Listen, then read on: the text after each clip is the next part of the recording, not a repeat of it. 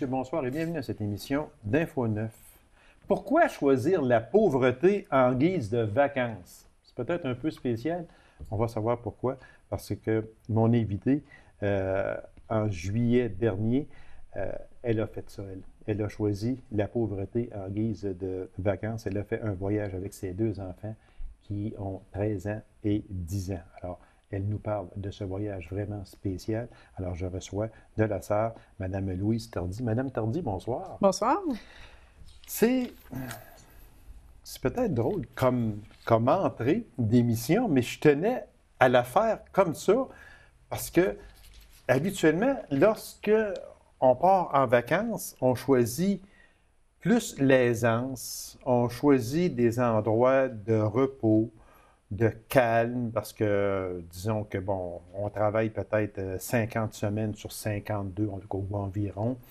Puis les 2 semaines que l'on prend en vacances, on se dit, ben moi, il faut que je décroche. Je travaille, je sais pas, dans la construction, donc je suis dans le bruit continuellement. Là, je m'en vais me reposer. Vous, c'est pas ça que vous avez fait. Mais pas ça, mais pas pantoute, comme on dit. Non, on n'est pas allé Pourquoi se reposer. avoir choisi d'aller dans la pauvreté à Cuba, plus spécialement à l'île aux cigares, c'est ça? Oui. Oui. Comment vous est venue l'idée d'aller faire, aller aider les gens? Ben, au fait, c'est sûr que moi, j'étais en congé pour tout l'été. OK. Fait que mes vacances, bon, j'avais la chance de me reposer un petit peu avant et après ce voyage-là. Puis, c'est ça, de fil en aiguille, étant donné que j'étais en congé pour tout l'été, j'avais décidé de faire quelque chose de spécial. OK. Puis, on a décidé justement d'aller voir comment ça se passait ailleurs, c'est sûr que moi, j'avais vraiment le goût d'amener les enfants pour leur montrer que c'est l'abondance, c'est pas partout, finalement. Là. Voilà, exactement. Et le contraste est frappant.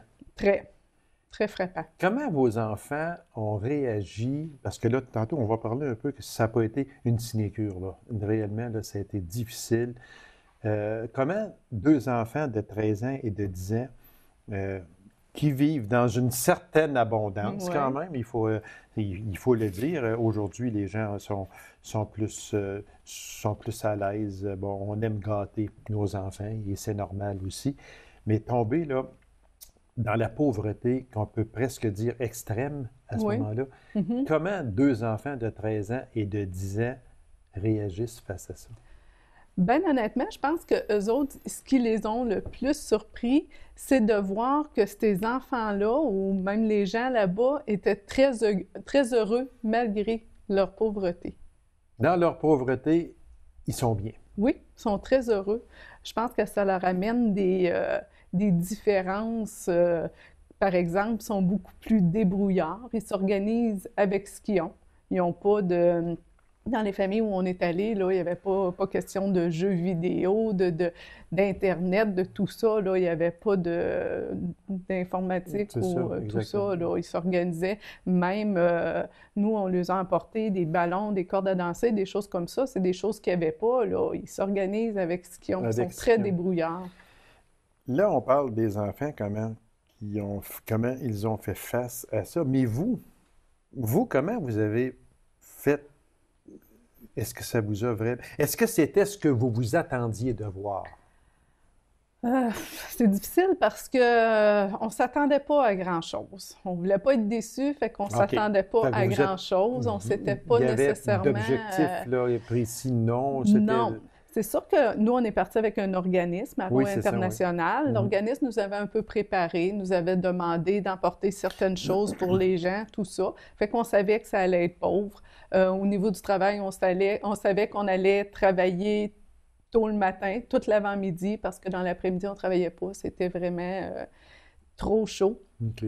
Fait que c'est ça. On n'avait pas tellement d'attentes pour ne pas être déçus, justement. Ça, exactement. Mais, parce qu'on sait que Cuba est quand même renommé pour vraiment ses plages majestueuses, des plages extraordinaires, mais c'est quand même pas ça dans certaines communautés qui sont très pauvres, entre autres où vous étiez, l'île aux cigares. Parlez-nous de cette communauté-là, l'île aux cigares. Bien, nous, on était dans une petite coopérative. C'était une petite ferme qui attelait, là. Puis, ben, ces gens-là, il n'y avait pas de voiture. Ils se promenaient à cheval, en calèche, tout ça. Nous autres, on a fait un voyage de coopération qu'ils appellent. Ils n'appellent pas ça un voyage humanitaire, ils appellent plus ça un voyage de coopération. Donc, on collaborait avec eux autres, on coopérait, on travaillait avec eux autres, on les a amenés faire des sorties.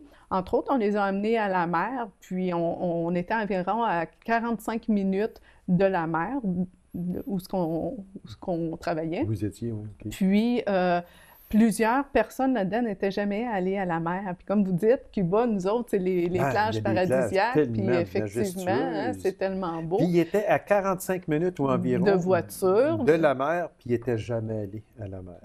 C'est surprenant. Parce qu'il n'y avait pas les moyens d'y aller. Exactement, c'est ça. Ils n'ont pas les moyens physiques, ils n'ont pas de véhicule. Il n'y a pas de voiture. Oui, c'est ça. Ils n'ont pas de voiture, donc ils se promènent à cheval, en calèche. Pour eux autres, c'était tout à fait nouveau. Exactement. D'aller à la mer. C'est ça. C'est assez surprenant. Hein? Nous, on n'irait pas à Cuba sans aller à la mer. Mais... ben, il me semble que... Ouais. Madame Tardy, moi, là, si je vous demandais de nous décrire une journée normale que vous avez vécue là-bas, là, autant vous et vos enfants également. C'était quoi, là, le matin d'abord, le lever à quelle heure, puis vous faisiez quoi? On se levait très tôt, oui, on se levait très tôt le matin, vers 5h30, 6h. On déjeunait à la cafétéria parce que nous, on habitait dans une résidence d'école. Okay. Donc, on déjeunait à la cafétéria. Les déjeuners étaient très pauvres. C'était un petit pain sec, puis du lait chaud là, de vache là, qui venait d'être prêt. C'est ouais, ça, oui. Exactement. Ah, mon Dieu, OK. Puis, on avait des fruits fraîchement cueillis. Par contre, les fruits étaient toujours envahis de fourmis. Les gens de la cafétéria coupaient les fruits un peu à l'avance, mettaient ça sur la table et il fallait prendre un couteau puis enlever la première couche de fourmis là, pour ne pas en manger parce qu'il y avait vraiment beaucoup de fourmis, malheureusement, parce que les fruits étaient frais, mais les fourmis étaient plus vite que nous autres. Là. La gastronomie, là, non, c'était pas là. Non, pas à Cuba. Pas là, entre les cas, certains. Non, c'est ça. Fait que le déjeuner, c'était ça? Oui, c'est ça. Ensuite de ça, après le déjeuner, on prenait l'autobus pour se rendre On avait environ une demi-heure d'autobus à faire pour se rendre à la petite ferme où on travaillait. OK.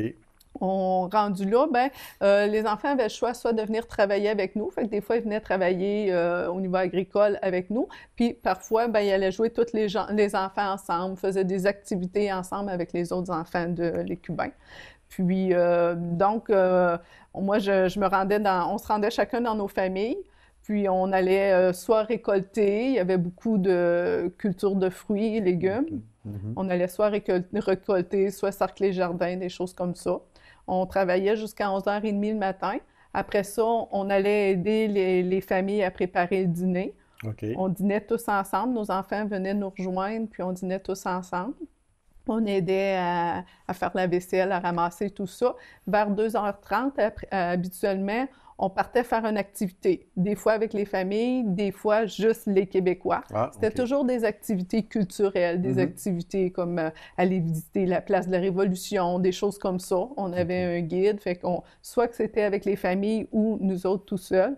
Puis après ça, c'était le souper. Ensuite, on avait des cours d'espagnol, fait qu'on avait toujours des activités de prévues. OK, là, on a parlé du déjeuner, un déjeuner presque aux fourmis, oui. aux fourmis, mais seulement que c'était ça. Naturellement, il enlevait les fourmis là, avant de les manger, mais le premier matin que vous avez bu ça, oui. Ça fait penser quoi? Ça donne un choc. Et vos enfants ont pensé quoi? Eux autres, ils étaient un petit peu découragés au début. Là. Sûr, hein? Oui, un petit peu. Parce que je pense pas que chez vous, que vous allez emporter une banane, une poire ou une pêche sur la table. Je pense pas qu'il y ait trop de fourmis après. Là. Je penserais pas. Là, puis à la limite, s'il y a une mouche dessus, on va le jeter, là, quasiment. Voilà, exactement, oui. Fait que là, le choc a été drastique. Oui. Le choc a été assez drastique. Puis, même quand on est arrivé, le plus gros choc, on l'a eu quand on est arrivé dans nos familles, parce qu'on avait suivi des cours d'espagnol. On pensait qu'on réussissait à bien se débrouiller en espagnol, mais quand on est arrivé dans nos familles, là, c'était pas la même chose du tout. Ça marchait plus, là. Ma fille me dit, « Maman, je comprends rien de ce qu'ils me disent. » Mais j'ai dit, « Moi non plus, je comprends pas. » On comprenait rien, là. C'était pas le même espagnol qu'on avait appris, c'est ça. C'était des gens de la campagne qui parlent différemment, tout ça. Fait que, au fil des jours, la deuxième semaine, on réussissait à bien se comprendre, là, mais au début, ça a été le gros choc culturel, là. On va parler du dîner. Le dîner, est-ce qu'il y avait de la viande? Et le souper aussi, tiens. Oui, le dîner était excellent parce qu'on dînait dans les familles, on aidait à les préparer. Donc, on allait chercher les fruits, les légumes directement dans les arbres où on allait les récolter. Puis, oui, le repas du dîner était particulièrement bon. Il n'y avait pas toujours de la viande, mais parfois il y en avait. S'il y en avait, c'était souvent du poulet. Puis, c'est ça, ça pouvait être des épis de maïs, des œufs, des choses comme ça, là. C'était quand même nourrissant. Beaucoup, beaucoup de fruits, beaucoup de riz, évidemment, là. Oui, c'est ça. On est dans le domaine du riz, oui, exactement. Dans notre... où est-ce qu'on habitait, là, ils s'autosuffisaient au niveau de la nourriture, là. On avait avocats, mangue, bananes, tout ça, c'était excellent, là. Sur l'heure du dîner, là, c'était nos bons repas. Parce que le soir, on revenait à la cafétéria de l'école où on habitait. Et c'était encore là, pas toujours très bon, là. C'était du riz, il y en avait toujours du riz, là. Fait qu'on souvent, on se rabattait sur le riz, là. Mais parfois, il y avait des choses qu'on était, toutes les familles québécoises, françaises, qu'on goûtait, puis à gang, on n'était même pas capable de savoir c'est quoi qu'on mangeait, qu'est-ce que ça goûte, ça, ou, tu sais. Fait que c'est sûr que le repas du matin puis le repas du soir, là, c'était désastreux, là. Mais le repas du dîner, là, dans nos familles, c'était excellent. Ça, vous étiez jumelé à 3 autres familles du Québec et une de France? Exactement. Quel est cet organisme-là? C'est Arro... Arro International. Arro, OK. C'est quoi exactement ça? Arro International, c'est un organisme sans but lucratif. Eux, c'est ce qu'ils font. Ils font ça, aller aider dans les pays défavorisés. Fait qu'ils font soit en famille, comme nous on a fait, ils font soit avec des jeunes étudiants, comme la Polyvalente. La Polyno a fait l'an passé, il y a 2 ans. Ils font avec des adultes, tout ça. Fait que dans le fond, ils jumellent eux autres des gens pour aller aider dans des pays plus pauvres. Même à un certain moment donné, je lisais ça dans les notes que j'avais, on faisait peut-être des farces, mais c'était des farces peut-être véridiques. On parlait même de papier de toilette à un certain moment donné. Ah oui, c'est pas des farces, ça. C'est dans les familles où on allait, là. La plupart des familles n'avaient pas de papier de toilette. C'était du papier journal qu'ils utilisaient pour s'essuyer, là. C'est vrai, ça. Ça, c'est la pauvreté, là. Oui. Il y avait, nous, dans notre famille, il y avait du papier de toilette, mais ils nous avaient dit « Amenez votre papier de toilette » parce que la plupart des familles n'avaient pas de papier de toilette. Puis on l'a vécu. Il y a des familles où, parce qu'on était, comme il y avait une dizaine de familles cubaines, puis on allait chez un, chez l'autre, parce que tout le monde est très, très proche un de l'autre. Puis si on allait aux toilettes dans d'autres familles, bien, c'était du papier journal. Un voyage de même, Madame Tardy, avec vos 2 enfants, est-ce que ça porte à réflexion quand on revient ici?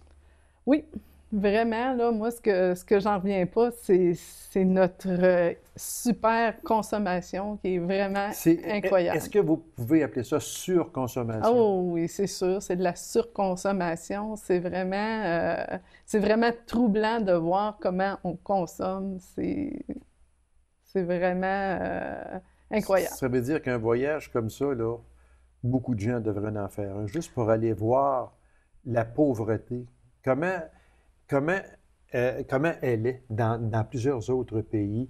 Parce que même, on a beau dire, puis j'aime ce que vous dites là, la surconsommation, on en fait beaucoup. Puis, une chose qu'il faut se dire aussi, je pense que nous autres, là, nos choux, on les jette gras. Ah oui, vraiment. Oui, vraiment.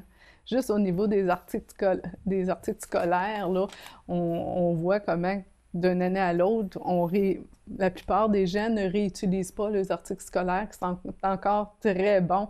On en a amené là-bas, là, puis ils étaient tellement heureux d'avoir ce que nous, on considérait comme plus bon, finalement, là.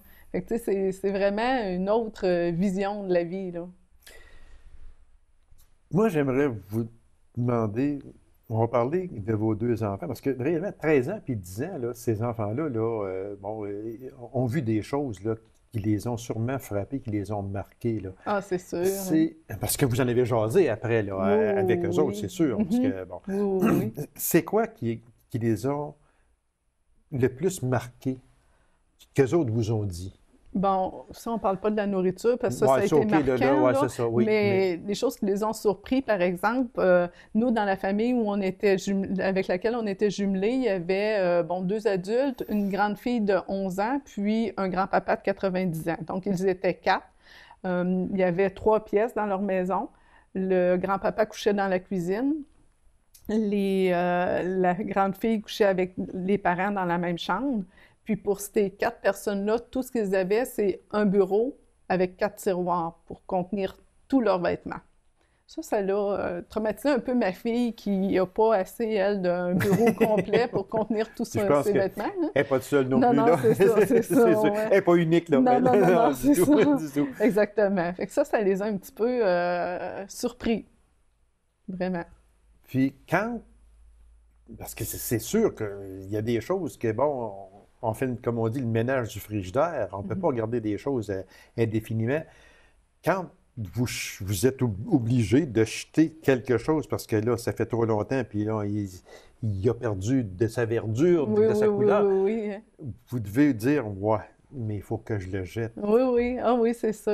Hein? Puis dans plein de choses, là, on pense tellement Cuba depuis notre retour, là, que ce soit n'importe quoi. On a fait le ménage des vêtements avant que l'école commence, puis les enfants nous disaient « Hey, ça, hein, nos amis cubains seraient contents de l'avoir. » Ça veut dire que pour eux autres, là, ça les a frappés, ça les a marqués à ce moment-là. Oui, c'est sûr. Mais d'une bonne manière, par exemple. Oui, sûr, exactement. Okay. Un voyage à refaire? Ah, c'est certain. Ah oui? Ah oui. Autant les enfants, autant qu'ils ont trouvé ça difficile au niveau de la nourriture, autant qu'ils repartiraient.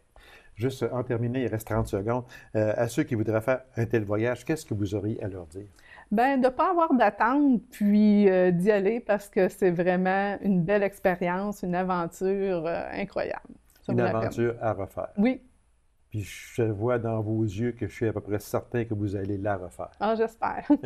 Madame Tardy, merci infiniment. C'était très intéressant. Et puis, on vous souhaite d'autres voyages. Puis, on vous en souhaite aussi des moins difficiles, un peu peut-être aussi, mais seulement que félicitations à vous. Et félicitations à vos 2 enfants également, parce qu'il faut avoir du courage pour aller dans de tels voyages. Puis, ce que j'aime dire, c'est qu'ils sont revenus positivement. Oui. C'est ça qui est important, et vous aussi. Fait que c'est ça qui est vraiment important. Madame Tardy, je vous remercie infiniment. Bien, ça me fait plaisir. Alors, mesdames et messieurs, on fait une courte pause et on vous revient immédiatement. Restez avec nous.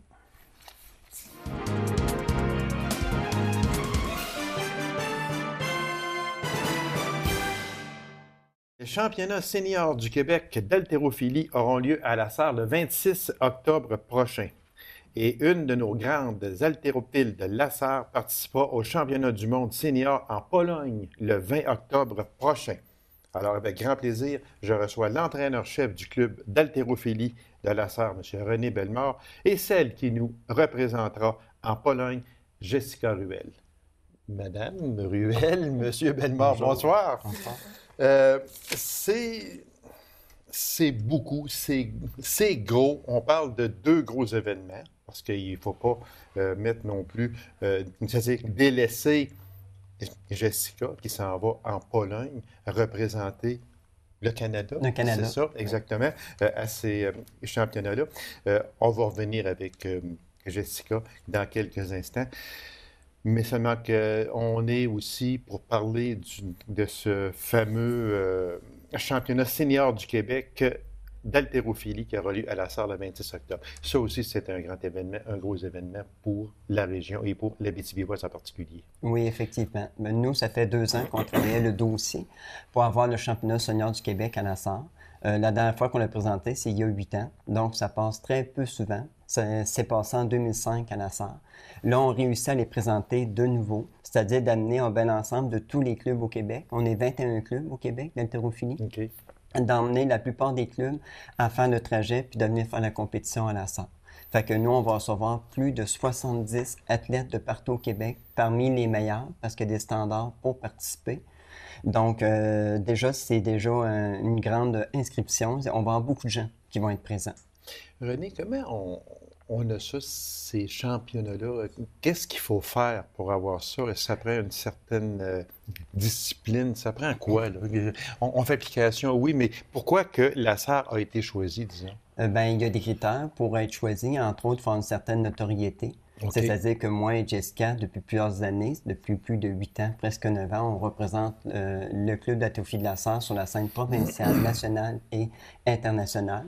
Donc, puisque je fais un très bon travail comme entraîneur, puis elle, un très bon travail comme athlète, c'est plus facile d'avoir la candidature du Senior du Québec.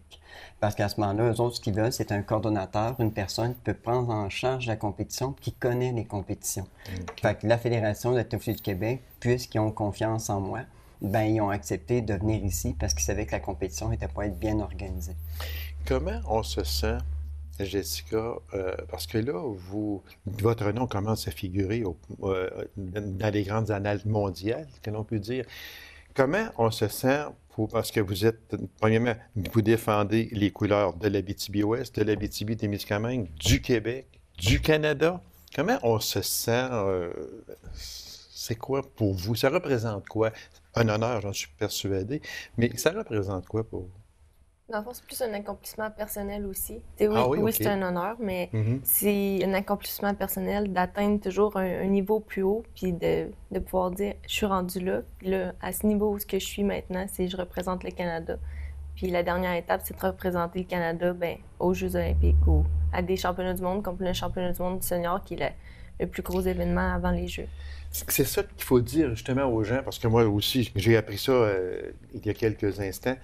Cette compétition-là, René, c'est la compétition, c'est juste la marche avant les Olympiques. C'est donc une compétition excessivement importante pour tous ceux qui y vont et pour Jessica en particulier. Oui, c'est une compétition très importante parce que le championnat du monde senior que Jessica va participer, moi et Jessica qui vont participer, c'est l'événement de qualification pour sélectionner les athlètes pour les Olympiques.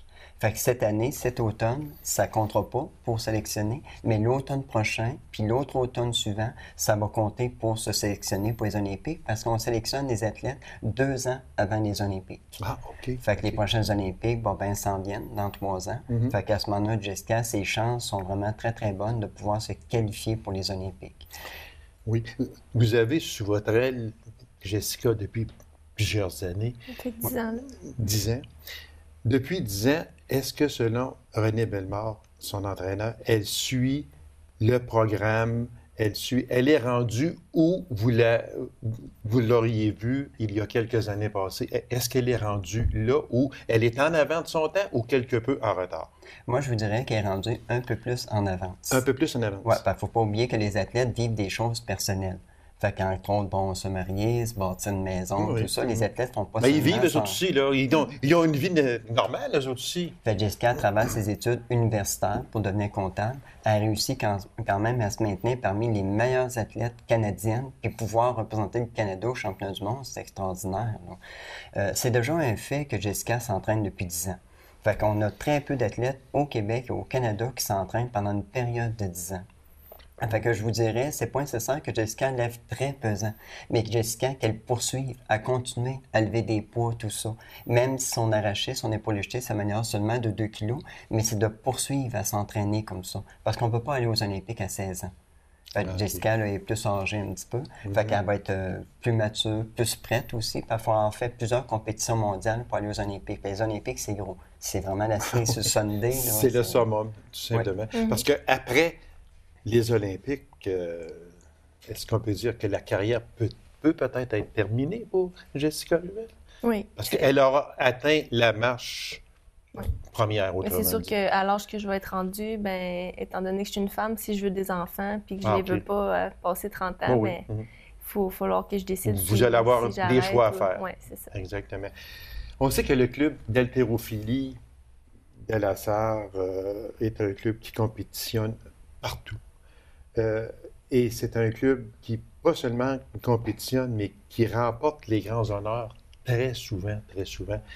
Qu'est-ce qui fait que ce club-là a autant de succès? C'est sûr que l'entraîneur est très modeste. Il va dire qu'il y a de très bons athlètes avec lui, oui, mais l'entraîneur y est pour quelque chose parce que je connais l'entraîneur depuis longtemps. Puis je sais que René Bellemare prend ça à cœur énormément. Mais qu'est-ce qui fait la renommée de ce club-là qui remporte autant de championnats? Je te laisse répondre, Jessica. Oh, OK. Ben, oui, en grande partie, c'est l'entraîneur, mais c'est aussi les valeurs qu'il apporte au club qui fait que les athlètes qui viennent au club, ben, ils se sentent tout de suite intégrés. Là, on a plein de petits nouveaux qui commencent, puis c'est vraiment comme une famille, une grande famille qui continue de s'agrandir, puis que même les anciens, ben, quand ils reviennent au club, ils sont attirés par cette famille-là, l'harmonie, l'ambiance, puis tout ce côté-là, tout le monde est bien là-dedans. Là. C'est juste un environnement de joie où est-ce qu'on pratique le sport, puis que l'entraîneur nous encadre là-dedans, puis tous les athlètes s'encouragent un et l'autre. Fait que l'entraîneur donne leur juste au départ. Tout simplement. Vous savez à quoi vous en tenir avec René Bellemare, ce qu'il veut, puis ce que vous aurez à faire. Si ça ne vous plaît pas, bien, autrement dit, entre parenthèses, la porte est là, puis vous ne cadrez pas avec le club d'haltérophilie. C'est quand même assez rare que les gens... Sûrement. René, on va en revenir à ce championnat à La Sarre qui va avoir lieu en octobre prochain, le 26 octobre. Il y a des athlètes de la région, il y a des athlètes du club d'haltérophilie de La Sarre qui vont en prendre part. Oui, effectivement. Ben, nous, en 2005, on a eu 5 athlètes qui avaient participé au Senior du Québec. Cette année, on va en avoir probablement de 6 à 8, peut-être même 9. Les gens sont en train de tenter de se qualifier le présentement. Mais ce qui est intéressant, c'est que les gens qui ont levé en 2005, ce ne sont pas les mêmes personnes qui vont lever en 2013. Fait que ça, c'est très intéressant. Une autre chose que je voudrais ajouter, c'est que nous, le club d'haltérophilie de La Sarre, c'est un très petit club. Là. Il y a des clubs à Montréal, à Québec, à Sherbrooke, à Trois-Rivières, qui sont des grosses villes. Fait que nous, pour un petit club, d'avoir 6 ou 8 athlètes qui se qualifient, c'est extraordinaire. Là. Jessica, j'aimerais juste en terminer, revenir à ce championnat que vous allez en Pologne. Comment on se prépare pour ça? Puis moi, j'aimerais parler de la nervosité. Est-ce que plus ça approche, plus cette date-là approche, est-ce que Jessica est plus nerveuse ou bien... Je dirais peut-être pas nerveuse, mais je dirais que la compétition est de plus en plus présente dans mon esprit. OK. Parce que ça fait depuis le début de l'été que moi et René, on s'est préparé à ça. Sans trop vraiment y penser, mais durant l'été, l'objectif ultime de l'entraînement, c'était le championnat du monde. Fait que tranquillement, pas vite, on a structuré l'entraînement en fonction de ça. Puis là, on est rendu en septembre, l'université a commencé, c'est un peu plus difficile, mais il faut que je m'adapte à tout ça. Puis je sais que là, il me reste 1 mois, quelques jours avant de partir pour ce championnat-là. Puis ça s'en vient. C'est pas vraiment de la nervosité, mais il faut que j'y pense de plus. Il faut que j'y pense plus, être plus focus, dire... Cette compétition-là est importante, tel jour, mais c'est là que ça se passe. Parce que cette compétition-là, il faut le dire, on le disait tantôt, c'est la marche avant les Olympiques, faire court. Une chose que je vais ajouter aussi, c'est que moi et Jessica, on y va ensemble. Fait que moi, je te mesure, qui est quand même très calme, tout ça. Fait que moi, je fais tout ce que je peux pour pas augmenter son anxiété à elle. Oui, exactement. Ça fait que c'est pour ça que Jessica, c'est un gros plus pour elle d'avoir son entraîneur avec elle. Là, c'est un bon bagage qu'elle emmène avec elle. Jessica Ruel, vous êtes une fierté pour toutes nous autres. Je vous remercie infiniment. Puis continuez votre excellent travail malgré la taille qui est quand même très minime. Puis j'en reviens jamais, moi, de vous voir lever de pareils poids parce que vous êtes toute menue. Mais merci de bien nous représenter, de représenter l'Abitibi-Ouest, l'Abitibi-Témiscamingue et puis de représenter le Québec et le Canada. Je vous souhaite tout le succès possible en Pologne. René Bellemare, merci infiniment. Continuez votre excellent travail et puis on en entend parler. Puis les chiffres sont là, parlent par eux-mêmes. Merci beaucoup de donner autant de perspectives et autant d'amour à ces athlètes-là. Puis bravo à vous. Merci. C'est moi qui vous remercie. Alors, mesdames et messieurs, merci d'avoir été là. On se donne rendez-vous à une prochaine émission d'Infonet. Au revoir.